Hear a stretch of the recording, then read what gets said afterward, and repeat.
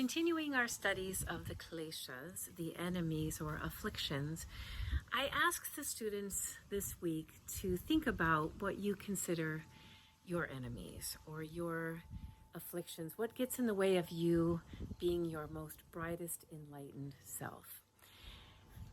When we look at that, when we understand it from a more personal perspective rather than just this philosophical yoga idea, it becomes part of how we can evaluate ourselves throughout the day. And I think that's where this stuff is really most important. How are we living the moments of today, this Wednesday of your life? Are you angry about things? Are you worried? Are you frustrated? Can you identify those as, these are my enemies?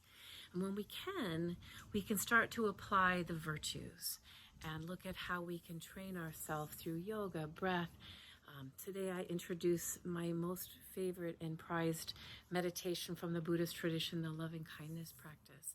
And we really look at how we can take these simple teachings, practices, into how we work to switch and flip the kleshas that show up in our daily lives.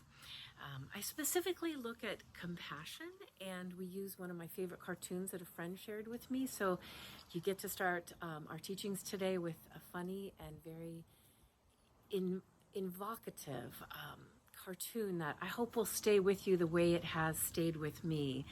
And to use the characters in the cartoon and the little box that Piggy creates to understand or to think about during the day, like, am I being understanding? Am I being compassionate? And could I be?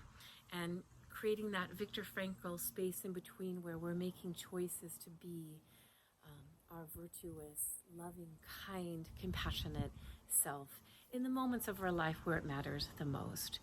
It's a beautiful teaching, and I'm so grateful to be here at my house and at the Shala, sharing these with you and hoping that they make a simple and yet beautiful difference.